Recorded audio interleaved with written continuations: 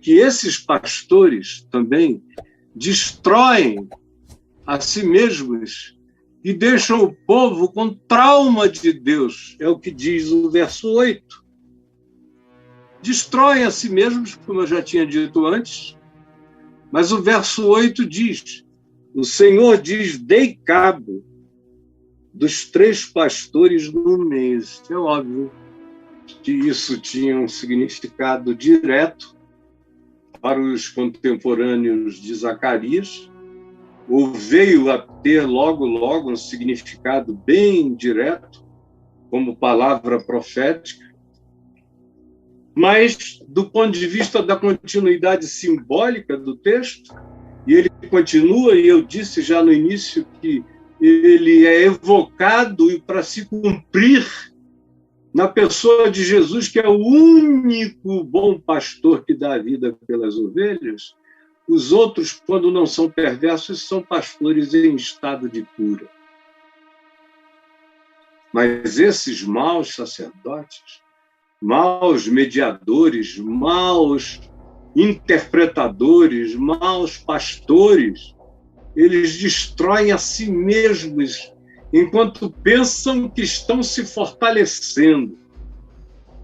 E enquanto se fazem mal, destroem as suas almas, deixam o povo com trauma de Deus. Dei cabo deles. Então, perdi a paciência, diz Deus. Cara, para Deus perder a paciência, o negócio tem que estar horroroso. Perdi a paciência. Perdi a paciência com as ovelhas, porque elas se tornaram fruto dos espinheiros. Elas seguiram. Elas fizeram escolhas. Não eram apenas eles, os líderes, que eram perversos. Quando você segue como ovelha aqueles que são pastores do bem, do amor e da justiça e da verdade, por pior que você seja, você melhora. Mas quando você anda com esses pastores da maldade, da perversidade, do controle, por melhor que você seja, você piora. Eu sou pastor há quase 50 anos. Eu tenho visto milhares, quem sabe milhões de pessoas, mas ruins, ouvindo a palavra, irem se quebrando, e aquele coração de pedra foi se transformando num coração de carne, com o tempo, com os arrependimentos, com as compreensões. Agora eu vejo o oposto também, com milhões e milhões. Gente que era legal, gente que era boa, e que passou a seguir o perverso, o manipulador, o estelionatário, o mentiroso, o enganador, o aproveitador. E não me diga que não sabe de quem ou do que eu estou falando, ou dos muitos tantos aos quais eu estou me referindo, e que deixaram você com trauma de Deus. O verso 8 diz: então perdi a paciência com as ovelhas. E também, diz ele, elas estavam cansadas de mim. Essas ovelhas, você que anda seguindo, gente cujas escolhas são mais. Entre o bem e o mal, ele escolhe o mal. Entre a liberdade e a escravidão, ele escolhe a escravidão. Entre o direito de todos e o privilégio de alguns, ele escolhe o privilégio de alguns. Entre a bênção para toda a coletividade, independente da escolha religiosa, e aquilo que puder ser benefício consagrado e dado e vindicado apenas à sua própria comunidade religiosa, se você está seguindo a gente assim, que faz esse tipo de escolha, que é capaz de não estar nem aí para o resto da nação, desde que haja muitos benefícios sendo concedidos a ele e ao grupo da sua religião. Se você segue gente assim, eu sinto lhe dizer, você está ficando ruim. Não tem forma de você melhorar, você só vai piorar. Como diz o Senhor aqui no profeta Oséias, ele é tão claro quando diz o que você não deveria jamais esquecer, nem eu. Aqui no capítulo 4, quando ele afirma: o meu povo está sendo destruído porque lhe falta conhecimento, porque tu, sacerdote, ou tu, pastor, rejeitaste o conhecimento de Deus, a palavra, a obediência. Por causa disso também eu te rejeitarei, para que não sejas sacerdote ou pastor diante do teu Deus.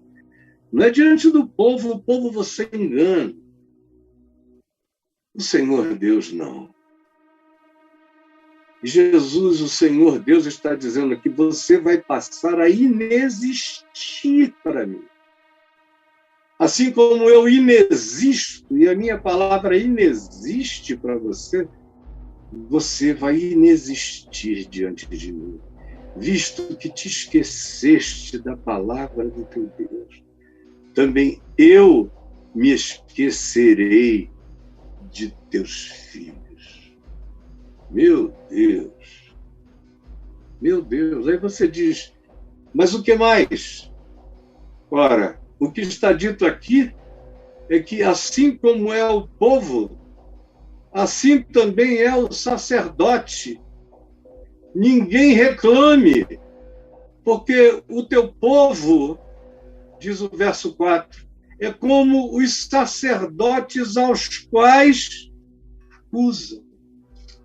Eles mesmos reclamam, mas se tornam idênticos a esses de quem eles reclamam e a quem continuam seguindo.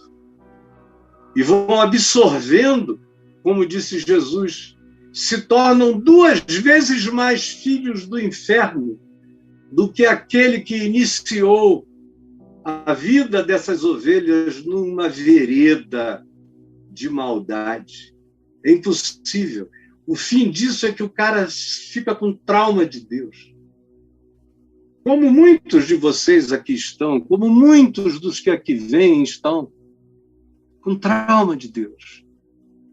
Os ateus que eu encontro por aí, tem muito ateu de igreja, a maioria deles me seguem, são todos traumatizados com igreja, com pastor, com expropriação, com abuso. Traumatizados. Me diga, se você é um ser que carrega trauma de Deus, até o dia de hoje.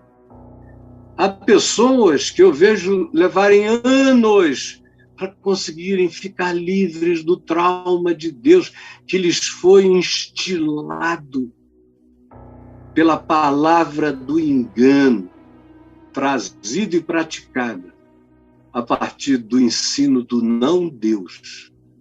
Como aqui se diz, eles não têm prazer em conhecimento da minha palavra para ensinarem ao povo essa verdade. Não, não tem. A quinta coisa que você deve anotar com rapidez aí, e porque lhe será importante, é que eles, sendo assim e assim fazendo, estão rejeitando toda a graça divina, como dizem os versos 9 e 10. Então disse eu, não vos apacentarei. Vocês vão andar sozinhos. Sigam os seus próprios caminhos, como diz o Salmo 81. Naquela angústia de Deus, aquele salmo de Deus aos homens. Ah, se o meu povo me escutasse. Ah, se o meu povo andasse nos meus caminhos, eu de pronto lhe abateria os adversários, que o sustentaria com os trigo mais fino e os saciaria com o mel que escorre da rocha. São designações de fala poética para afirmar essa graça, esse socorro dos céus, para quem acolhe o mandamento de Deus e do amor de Deus. Mas quando a gente rejeita, não fique pensando que isso é só coisa do Velho Testamento. Abra aí em João 15. Você verá Jesus dizendo: permanecei em mim, e eu permanecerei em vós. Porque assim como o ramo não pode dar fruto desligado da vara, da graça, da união, da videira, nem vós também podeis dar fruto desconectados de mim. Se vocês permanecem, eu permaneço. Se vocês não permanecem, eu não permaneço. O Paulo, dizendo a Timóteo que ele não negasse o evangelho, que ele não fizesse de conta que ele não sabia o que ele sabia.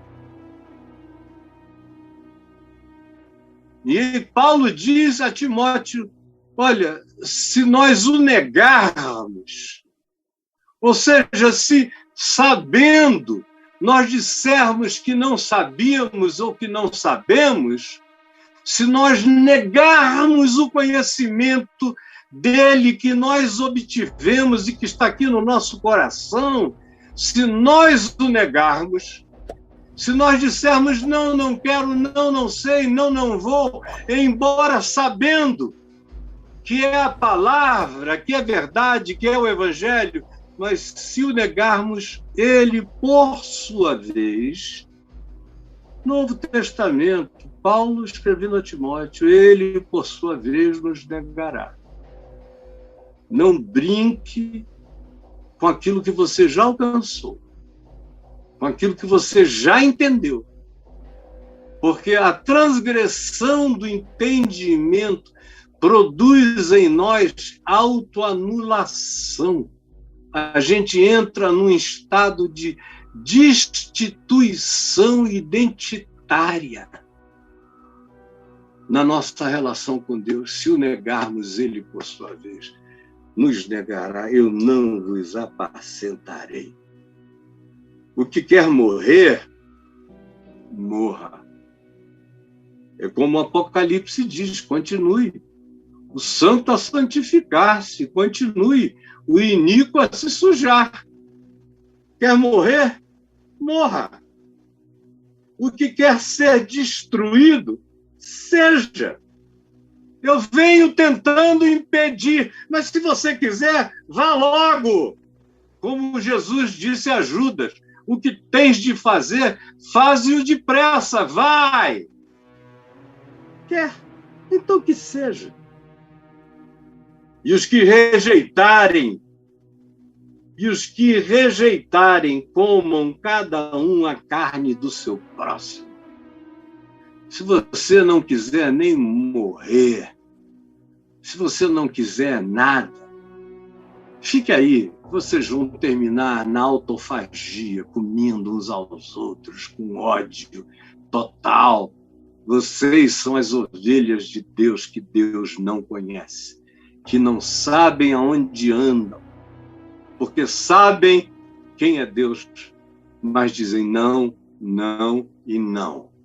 E aí ele diz: andem nos seus próprios caminhos. Ande, como Paulo diz, segundo o seu próprio estado mental reprovável. Como ele diz de novo, Paulo, enganando e sendo enganado. Ande assim, como está dito em 2 Timóteo, no capítulo 3. Prossiga, e você vai ver. Vocês vão terminar se comendo uns aos outros, se destruindo. Tomei a minha vara, a graça, e a quebrei, para anular a minha aliança, o meu vínculo que eu fizera com todos os povos. Joguei graça, propus graça, mas ninguém quer andar com graça, com amor, com compaixão, e nem quer tratar o outro assim. É ódio, é polarização, o outro é meu inimigo, são eles contra nós. E você não consegue perceber? Claro que percebe. Você só foi ficando ruim.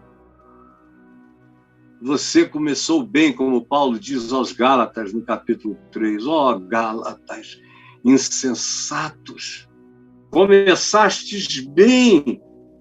Quem foi que vos seduziu a esse ponto para que vocês, tendo começado no espírito, venham agora se aperfeiçoar na carne?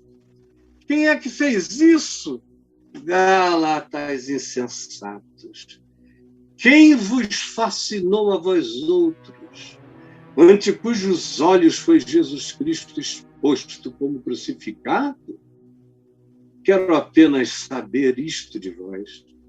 Recebestes o Espírito Santo pelas obras de lei, de legalismo, ou pela emulação espiritual da palavra da fé? Sois assim insensatos que, tendo começado no Espírito, no Evangelho, no amor, estejais agora vos aperfeiçoando na carne, no ódio, no rancor? Terá sido em vão que tantas coisas sofrestes do passado. Terá sido em vão se toda a palavra que vocês sabem não produzir o fruto de vida em vocês. Essa rejeição da graça é absolutamente tenebrosa, meus amigos, quando conscientemente a gente fecha o coração para o que sabe ser a verdade de Deus.